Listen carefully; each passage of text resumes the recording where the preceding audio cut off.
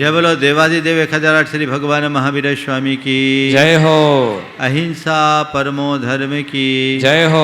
परम पूज्य आचार्य गुरुवर श्री विद्यासागर जी महाराज की जय हो। बोले परम पूज्य गुणायतन प्रणेता मुनिवर्षि प्रमाण सागर जी महाराज की। जीवन जीते हैं और जीवन में कई प्रकार की घटनाएं घटती हैं। जीवन में घटित घटनाओं के मध्य सभी की अलग अलग प्रतिक्रियाएं होती है। कुछ लोग होते हैं जो घटनाओं के मात्र साक्षी होते हैं, कुछ लोग होते हैं जो घटनाओं के साथ जीते हैं और कुछ लोग होते हैं जो घटनाओं में बह जाते हैं। ये तीन अलग अलग स्थितियां हैं और तीनों के अलग अलग परिणाम भी। अगर घटनाएं घटे, चाहे वो अच्छी हो या बुरी, और हम उसे तटस्थ भाव से देख ले तो उन घटनाओं का हमारे चित्त और चेतना पर कोई भी प्रभाव नहीं पड़ता। जीवन में बहुत सारी घटनाएं ऐसी है जिनसे हम बिल्कुल नहीं जुड़ते हैं, वो घट के रह जाती है, हमें कुछ फर्क नहीं पड़ता। दूसरा है कुछ घटनाएं ऐसे जिनके साथ हम जीते हैं और जितने पल तक हम जीते हैं उतनी देर तक उसका असर हम पर होता है, वो हमें प्रभावित करती है और उसके अनुरूप हमारे जीवन में आवेग और उद्वेग भी उत्पन्न होता रहता है। हम तदनुरूप अपना जीवन जीते हैं। ये हमारी चेतना का दूसरा स्तर है जो हमें कुछ पल के लिए असहज करता है। लेकिन कुछ लोग हैं जो घटनाओं से इस तरह प्रभावित हो जाते हैं कि घटना के बहाव में बह जाते हैं। घटना घट जाने के बाद भी उसकी स्मृतियां हृदय में बैठी रहती है और जो जीवन भर चित्त को उद्वेलित करते रहती है। आज से 20 वर्ष पहले कुछ घटा और उसकी स्मृति आज भी हमारे हृदय में अंकित है और जब वो उभरती है हमें असहज बना देती है, अंदर से उद्वेलित और उद्विग्न कर देती है और वो हमारे मन को अशांत करती है। ये तीन तरह की स्थितियां हैं। जो घटनाओं के साक्षी बनते हैं उनके जीवन में हर पल आनंद होता है। जो घटनाओं के साथ जीते हैं उनमें कुछ काल के लिए कुछ खटपट होता है, लेकिन जो घटनाओं में बह जाते हैं उनका जीवन कभी संभल नहीं पाता। वो अपने जीवन में हमेशा दुख ही भोगते हैं। आज बात मैं आप सबसे उसकी ही करने जा रहा हूँ। निर्जरा, कर्म की निर्जरा। मैंने आपको निर्जरा का अनुभव कराया, बंध का अनुभव कराया। निर्जरा का कैसे अनुमान किया जा सकता है पिछले 2 दिनों में बताया। आज मैं वो कला बताने जा रहा हूँ कि आप अपने जीवन में हर पल निर्जरा का आनंद कैसे ले। 2 दिन पूर्व मैंने आप सबसे कहा था कि आकुलता बंधन है और निराकुलता निर्जरा है। अगर चित्त में रंचमात्र आकुलता आ रही है तो समझ लेना मैं बंध कर रहा हूँ, और निराकुलता है तो समझ लेना निर्जरा है। तो मैं आकुलता से निराकुलता की ओर कैसे बढ़ूँ। कल मैंने आप सबसे कहा था कि तप के द्वारा जो निर्जरा की जाती है वही सार्थक होती है, और तप के द्वारा की गई निर्जरा केवल व्रतों से संयुक्त व्यक्ति करते हैं।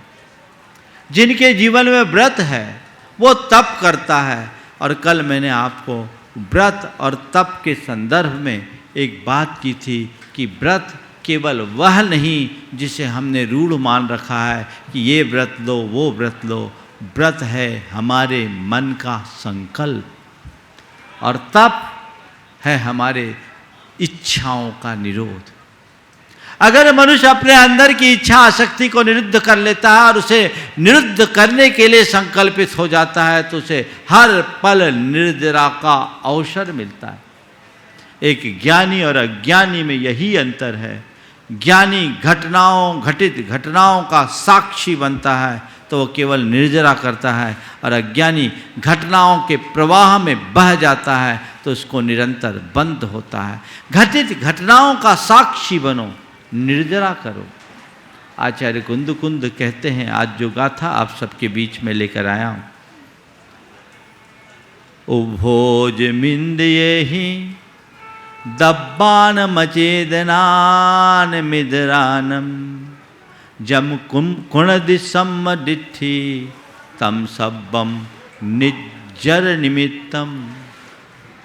एक सम्यक दृष्टि चेतन अचेतन किसी भी द्रव्य का उपभोग करता अपनी इंद्रियों से, तो उसका इंद्रियों का उपभोग भी निर्जरा का निमित्त बनता है। ये बात बहुत आसानी से हजम नहीं होगी। हमने तो सुना है कि भोग बंध का कारण है, और आप यहां आज फरमा रहे हो कि सम्यक दृष्टि जो भी भोग करता है उसका वह भोग निर्जरा का निमित्त बनता है। हाँ, बनता है, बन सकता है, अगर तुम भी उसमें दक्ष हो जाओ तो। यदि तुम्हारे अंदर इस आसक्ति नहीं है, इच्छा नहीं, स्पृहा नहीं, तो बंध नहीं। तुम्हारी आसक्ति तुम्हें बंध कराती है, जो तुम्हें आकुल करे, जो तुम्हें व्याकुल करे, वह बंध का कारण है। तटस्थ भाव से चीजों को जानो और देखो। मेरे कानों में कोई स्वर लहरी आ रही है, कर्ण का विषय वो बनेगी। कानों तक आवाज आई और गई, मेरा ध्यान उधर खिंच गया और उस आवाज से मैं प्रभावित हो गया, तो मुझे बंद हो रहा है। और कानों में आने वाली आवाज को सुनकर मैंने अनसुना कर दिया, तो मेरी निर्जरा हुई। मेरे आंखों के सामने कोई बहुत सुंदर रूपवान व्यक्ति या कोई सुंदर दृश्य है, आंखों का विषय बना, देखा और देखकर रह गया।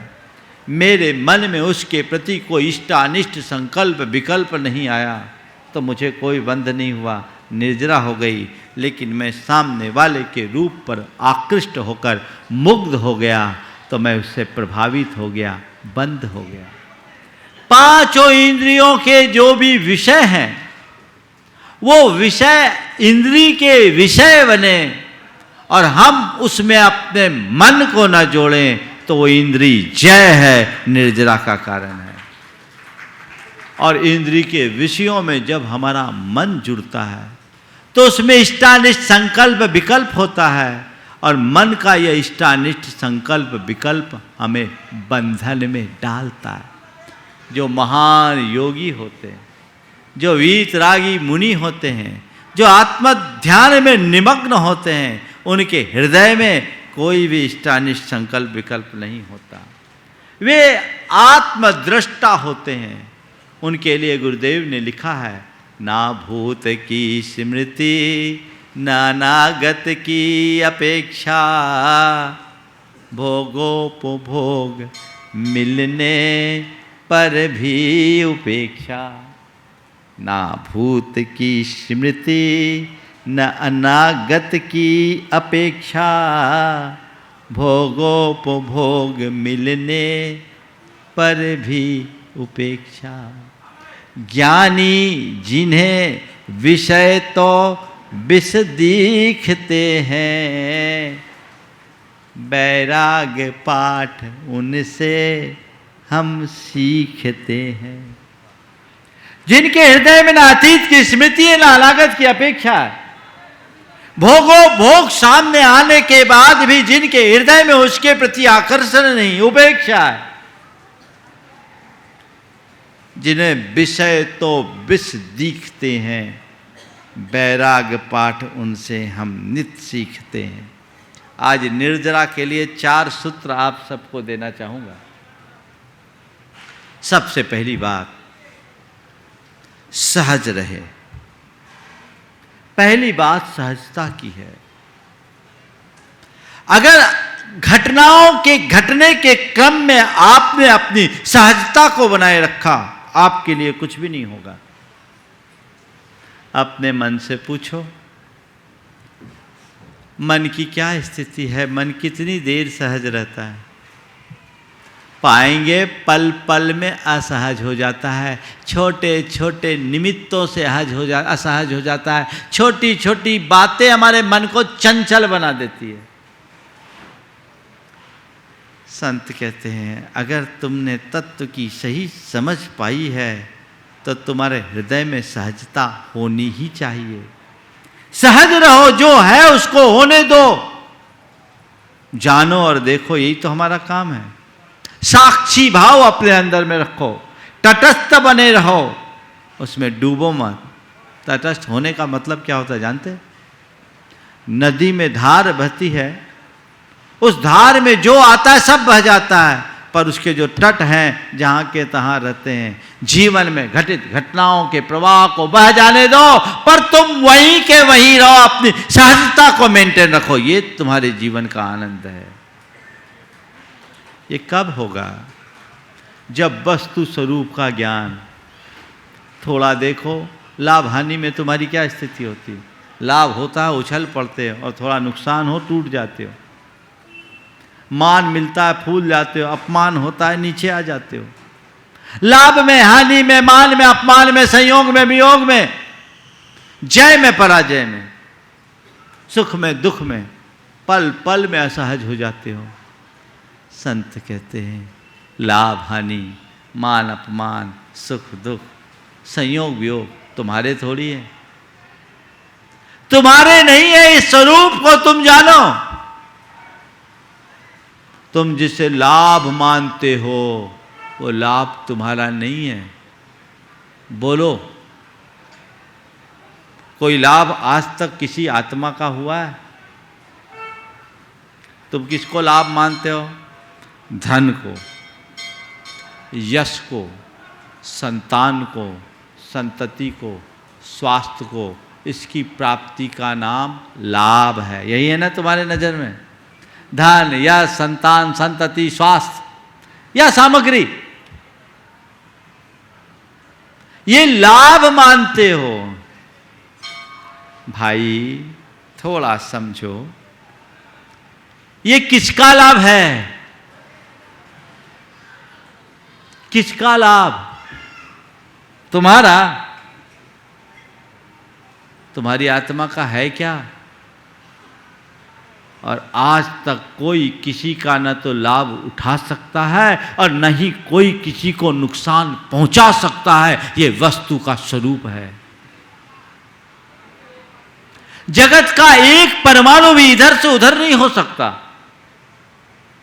आत्मा का क्या लाभ? न तो धन आत्मा का है, न यश आत्मा का है, न सत्ता आत्मा की है, न संपत्ति आत्मा की है, न सामग्री आत्मा की है, न संतति आत्मा की है। आत्मा की क्या है? आत्मा केवल आत्मा है। ये श्रद्धान अंदर बैठता है। जब मेरा केवल मैं हूं और मैं अपने आप में परिपूर्ण हूं, उसमें ना कुछ जुड़ सकता है, ना ही उससे कुछ हट सकता है। जिस मनुष्य के हृदय में प्रगाढ़ श्रद्धान होता है, वो जीवन में हमेशा सहज बना रहता है।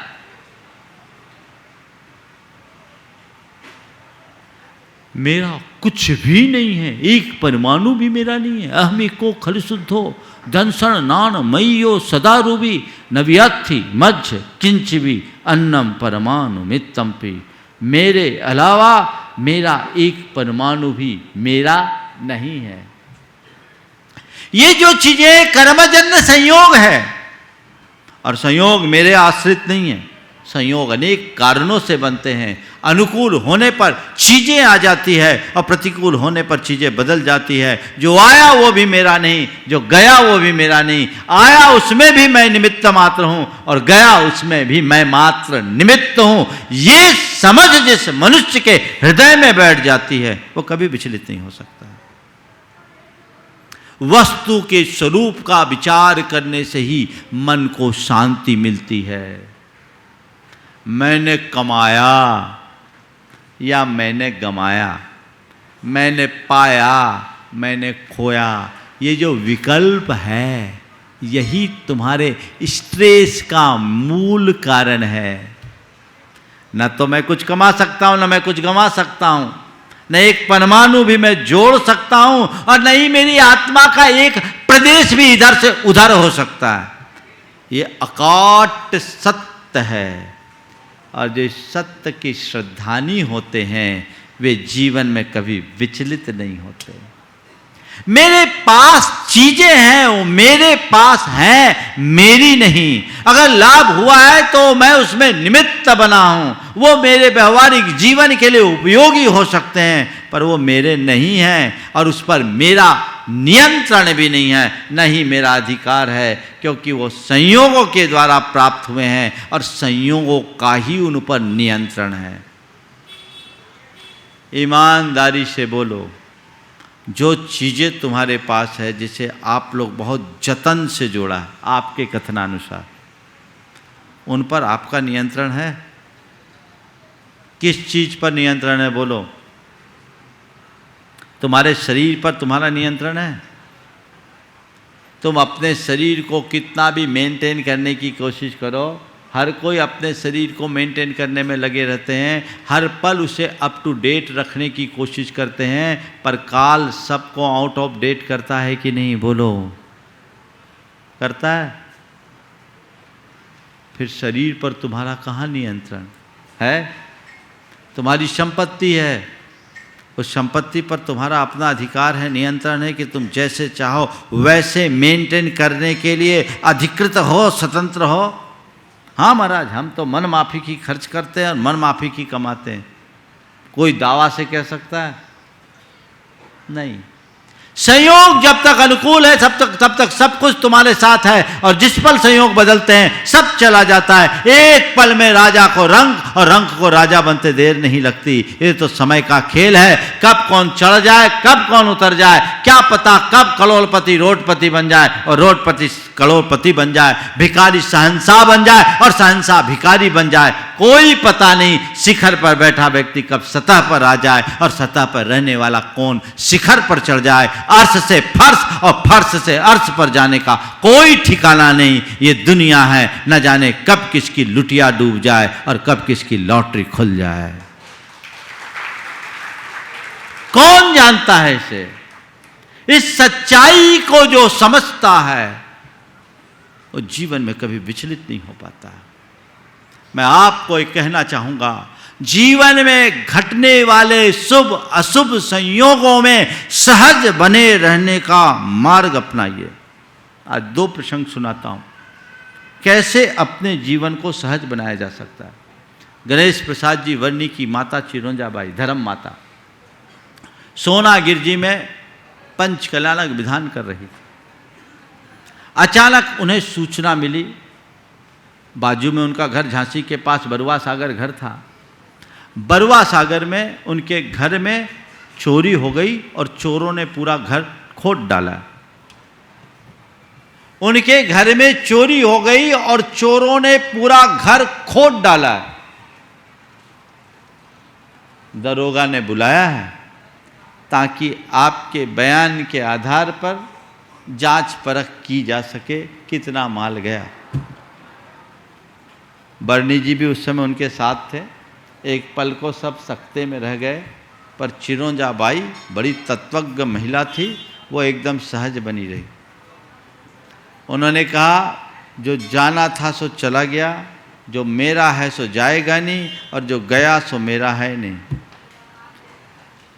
मैंने ये तय कर लिया, ध्यान से सुनना, मैंने आज ये तय कर लिया है कि चोरी के बाद जो धन मेरे घर में बचा होगा वही मेरे परिज्ञा परिमाण की सीमा है। चोरी के बाद जो धन मेरे घर में बचा है वही मेरे परिज्ञा परिमाण की सीमा है। और अब मैं 2 दिन और रुकूंगी ताकि मेरा रहा सहा मोह भी चला जाए। 5 दिन के विधान के बाद 2 दिन और रुकी, जाने वाला चला गया, अब क्या होगा, बाकी तो फॉर्मेलिटी होगी। और आप सबको सुनकर ताज्जुब होगा, जब वो वापस घर लौटी तो देखा पूरा घर खुदा पड़ा था, पर जहाँ असली माल पड़ा था वहाँ चोरों की नज़र ही नहीं पड़ी। मैं आपसे पूछता हूँ, इस तरह के दुप्रसंगों में आप अपने आप को स्थिर बनाए रखने का मादा रखते हो कि नहीं? बोलो, पहले ये बताओ, रखना चाहिए कि नहीं? रखना चाहिए। रख सकते हो कि नहीं? रखते हो। क्यों क्यों नहीं रखते? क्या वजह है? बस यही हमें अपनाना है। हम लोग दुनिया भर के ठटकर्मों में उलझ जाते हैं। यदि तत्व ज्ञान के साथ जिए तो हमें हमारी सारी समस्याओं का पल में समाधान मिल सकता है। घटना घट रही है, घटने दो। उससे प्रभावित क्यों होते हो? उससे विचलित क्यों होते हो? कई लोग तो पल पल में डिप्रेशन के शिकार हो जाते हैं। बड़ी बुरी हालत है। ये हमारे अंदर का अज्ञान है। इस अज्ञान का निवारण होना चाहिए। सहज बने रहें। मैं दूसरा प्रसंग आपको बता रहा हूं। सन 2015 में जयपुर से महावीर जी के लिए रथावर्तन महोत्सव हुआ, रथ यात्रा चली। उस रथ यात्रा की शुरुआत में 25,000 लोगों की भीड़ थी। गंगवाल साहब उपस्थित थे यहाँ। और रामलीला मैदान से उस रथ यात्रा की शुरुआत हुई। अशोक जी पाटनी, सुशीला जी भी उसमें थे, और वहाँ के गृह मंत्री कटारिया जी वहाँ आए हुए थे। रथ यात्रा शुरू हुई, धक्का मुक्की, भीड़ भाड़। ठीक, हम लोग चूलगिरी पहुँच गए 5 किलोमीटर। तब सुशीला जी को ध्यान आया, उनकी एक अंगूठी जिसमें एक मोटा नग था हीरे का, वो नग गिर गया। अशोक जी भी वहीं, सुशीला जी भी वहीं, गिर गया। उनने बताया भर गिर गया। तो सोचा अब इतनी भीड़ में गिर गया, कहाँ मिलेगा? गया सो गया। अशोक जी ने कहा कि अपनी मेहनत की कमाई है, आना होगा तो मिल जाएगा और जाएगा तो जाएगा, अपन तो रथ यात्रा में पूरा चले। उसके बाद 2 घंटे तक रथ यात्रा और चली। हम लोग अपने मुकाम पर पहुँचे। दोनों के चेहरे पर कोई शिकन नहीं।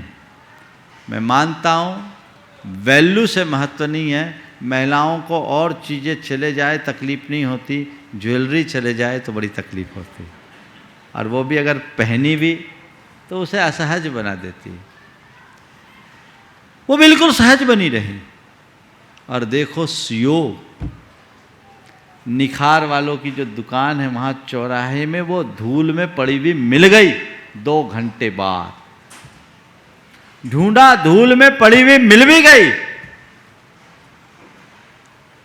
अब लोग कितने परेशान हो जाते हैं। चीजें जाती है, ये हमारा दुर्योग है, हर पर हम चैन खोते हैं, ये हमारा अज्ञान है।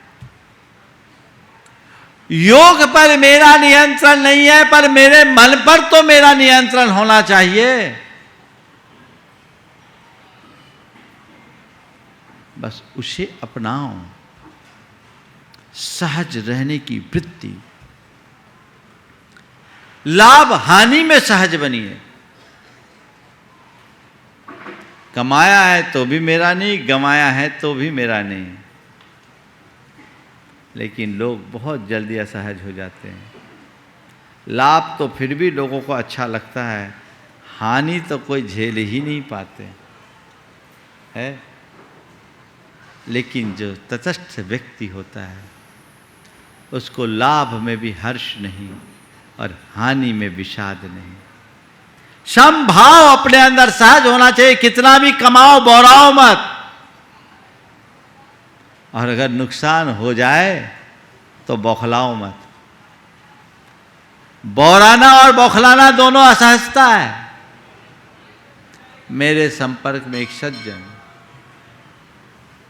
जिनकी एक प्रॉपर्टी थी जिसे वो बेचना चाह रहे थे, और 2-3 साल से बिक नहीं रही थी। ठीक है, बेटा परेशान था बेचने को लेकर। पिता ने कहा, बेटा देख, अपने हाथ में प्रयास है, परिणाम नहीं। और ये हकीकत है कि नहीं है? बोलो। हमारे हाथ में तो केवल प्रयास है, परिणाम कहाँ? हम एफर्ट कर सकते हैं, रिजल्ट हमारे हाथ में थोड़ी है।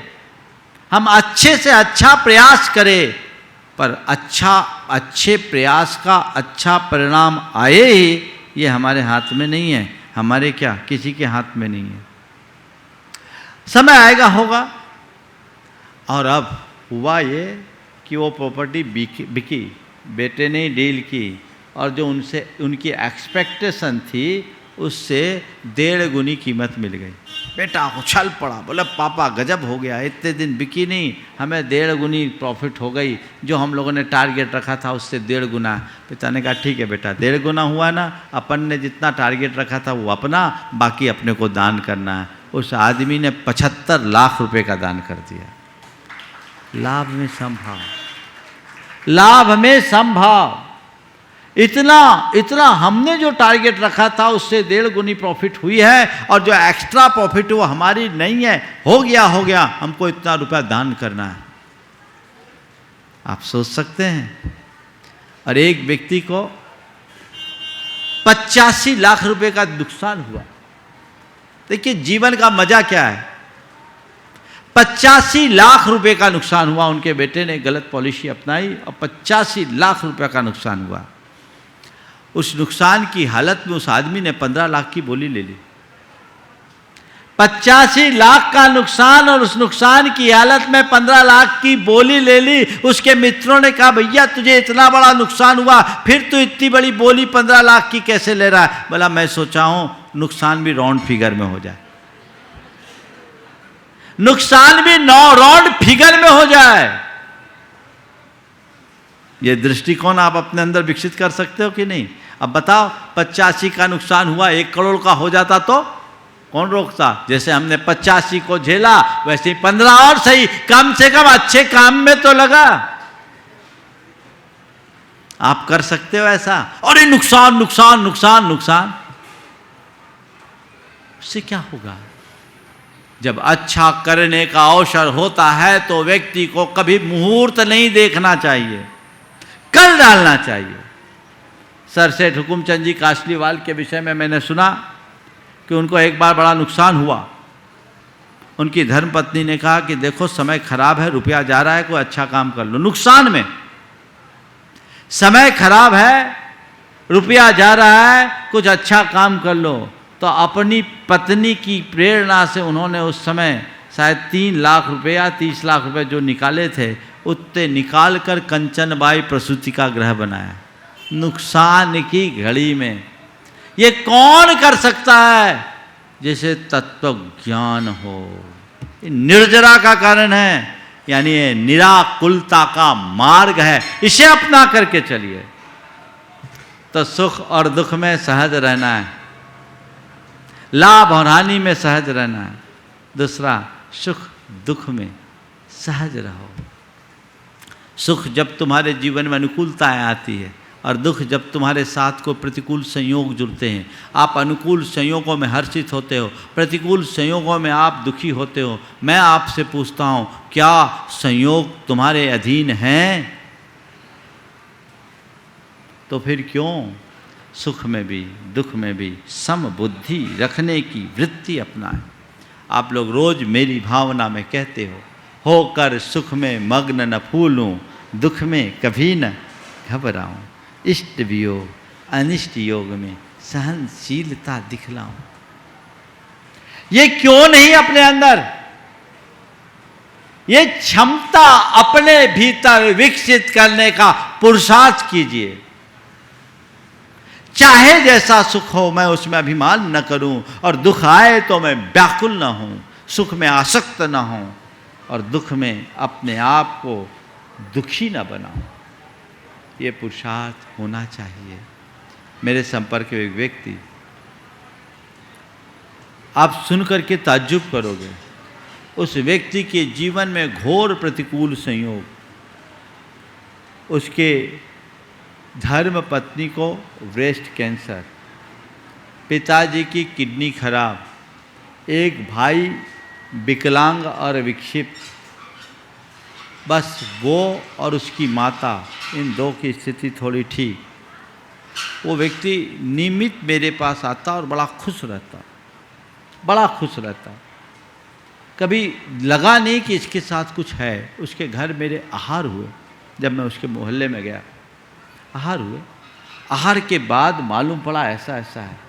मैंने उससे पूछा, तेरे घर में इतनी भयानक स्थिति, पत्नी को परेशानी, पिताजी की परेशानी, भाई की परेशानी, फिर भी तुम इतना लगे रहते हो और हमेशा खुश रहते हो, इसका राज क्या है? बोला, महाराज जी, हमने आप लोगों से एक ही बात सीखा है कि जो कर्म का संयोग है उसे सहज भाव से स्वीकार करो, और हम सहज भाव से स्वीकार कर रहे हैं और सकारात्मक रूप से देखने की प्रेरणा आप देते हैं। आपसे मुझे हमेशा प्रेरणा मिलती है, मैं उसी प्रेरणा से लेकर के चलता हूँ। मैं हमेशा सोचता हूँ कि मेरे पिताजी और पत्नी की तबीयत खराब है तो क्या हुआ, कम से कम मैं उनके इलाज कराने के लिए सक्षम हूँ, इतना मेरे पास अर्थ तो है। दुनिया में बहुत से ऐसे लोग होते हैं जो चाह करके भी चिकित्सा नहीं करा पाते, मैं इतना समर्थ तो हूँ। और साथ ही मेरे भाई की जो बात है महाराज, मैं देखता हूँ विकलांग है, थोड़ा विक्षिप्त है, पर मैं उसे इस देख करके अपने आप को संतुष्ट रख लेता हूँ कि क्या हुआ, विक्षिप्त है तो क्या हुआ, विकलांग है तो क्या हुआ, कम से कम चीखता चिल्लाता तो नहीं है। मैंने ऐसे भी बहुतों को देखा है जो चीख कर चिल्ला कर पूरे मोहल्ले का जीना दुश्वार कर देते हैं, बड़ा कठिन होता है, सबको जीना मुहाल हो जाता है। तो हम उससे तो अपने आप को बचाएं। क्या दृष्टिकोण है? अगर आपकी सोच सकारात्मक हो और आपके सामने कर्म सिद्धांत हो, विधि के विधान पर आप विश्वास रखते हो, तो सुख दुख में आप कभी उलझ नहीं सकते। इस पर विश्वास रखिए तो जीवन सुखी होगा, हर पल आप आनंद में मग्न होंगे, तभी आप अपने कर्मों की निर्जरा के अधिकारी बनेंगे। संयोग वियोग में सुखी रहो, स्थिर रहो, सहज बने रहो, चाहे जैसा संयोग हो, चाहे जैसा वियोग, हमें स्वीकार करना होगा। जीवन में न जाने कितने लोगों के साथ ऐसा होता और कब क्या हो जाए कुछ कहा नहीं जा सकता, अगले पल का भरोसा नहीं। सर्वे संयोगः विप्रयोगान्ता, हर संयोग वियोग में है, संयोग के साथ वियोग जुड़ा हुआ है, कब क्या घट जाए कुछ कहा नहीं जा सकता। तो हमें वियोग को हम टाल नहीं सकते, पर वियोग से विचलित होने से तो हम बच सकते हैं, क्योंकि मेरे हाथ में नहीं है। एक वाक्य अपने हृदय में हम अंकित कर लें, सर्वे संयोगः विप्रयोगान्ता, संयोग वियोग में है, चित्त बोझिल नहीं होगा, आप उसे सहजता से स्वीकारने में समर्थ हो जाओगे। मोह भाव जब हावी होता है तो व्यक्ति रो रो के आधा हो जाता है, अंदर से टूट जाता है। लेकिन जिसके अंतरंग में ज्ञान भाव होता है वो कहता है मेरा और सामने वाले का ऐसा ही संयोग था, हम क्यों विचलित हों। एक किसान का जवान बेटा तालाब में डूबकर मर गया, 25 साल का जवान बेटा। किसान उस समय गांव से शहर की ओर गया हुआ था, घर में उसकी केवल पत्नी थी, उसको सूचना दिया गया और उसकी लाश को घर में लाया गया। पत्नी ने अपने जवान बेटे के लाश को देखा, एकदम स्तब्ध सी रह गई। स्थिर मुद्रा में उसने आकाश की ओर देखा, मुख से कुछ बुदबुदाया और बेटे को घर के आंगन में ही लिटाकर एक चादर उड़ा दिया और दरवाजे पर अपने पति के आगमन की प्रतीक्षा में बैठ गई। 3 घंटे बाद पति लौटा। पति अंदर प्रवेश करे उससे पूर्व उसने कहा कि भीतर जाने से पहले एक सवाल का जवाब दो। बोले क्या? बोले किसी ने हमें कोई धरोहर दी और वो वापस मांगने आए तो हमें क्या करना चाहिए? बोले सहर्ष लौटा देना चाहिए। किसी ने हमें कोई धरोहर दी वो वापस मांगने आए तो हमें क्या करना चाहिए? बोले सहर्ष लौटा देना चाहिए। कहा चलो। आंगन में लाई, देखा बेटा लेटा हुआ है, चादर उठाई, देखा मृत बेटे का शव पड़ा है। पत्नी ने बेटे की ओर इशारा करते हुए कहा आज से 25 वर्ष पहले कर्मों ने हमें यही धरोहर सौंपी थी, आज वो वापस मंगा लिया है, बोलो हमें क्या करना है। आज से 25 वर्ष पहले ये कर्म ने हमें धरोहर समझी थी, सौंपी थी, आज वापस गया, चला गया, हमारा क्या गया। हम तो केवल उस धरोहर को संभालने वाले कस्टोडियन हैं। न धन तुम्हारा है, न जन तुम्हारा है, न तन तुम्हारा है, बस इतनी सी समझ अपने मन में बन जाए तो कभी दुखी नहीं होगे। तो लाभ में, हानि में, संयोग में, वियोग में, सुख में, दुख में और मान में, अपमान में जो समता रखने की क्षमता रखते हैं वे ही अपने जीवन का आनंद ले पाते हैं। और यही निर्जरा का मंत्र है। तुम्हारे लिए कोई कुछ भी बोल दे, मान करे तो प्रभावित ना हो, अपमानित करे तो प्रभावित ना हो, तारीफ करे तो प्रभावित ना हो, टिप्पणी करे तो प्रभावित ना हो। अपने आप को तटस्थ बनाए रखो, आपको निर्जरा होगी। देखिए, मैं आपको निर्जरा का एक रास्ता बताता हूँ। आपको कोई अपशब्द कहे, आप विचलित होंगे? होंगे? क्यों? आपने उस अपशब्द को पकड़ लिया और आपने आप जो नहीं है वो मान लिया, इसलिए चीज़ों को पकड़ लिया, ये बंद हो गया। और आपसे किसी ने कुछ अपशब्द कहा और आपने उसे इग्नोर कर दिया, सुना नहीं, अनसुना कर रहा, इससे क्या हुआ? आप तटस्थ बने रहें, आपके मन में क्षोभ नहीं आया, यानी निर्जरा हो गए। सीधा सीधा गणित। घटनाओं से प्रभावित होने वाले बंद करते हैं और घटनाओं से तटस्थ बने रहने वाले मुक्त होते हैं। हमें मुक्ति चाहिए तो जीवन में घटित घटनाओं के प्रति तटस्थ बने रहने का भाव जगाइए। समय आप सबका हो गया है, यहीं पर विराम। बोलिए परम पूज्य आचार्य गुरुवर श्री विद्यासागर जी।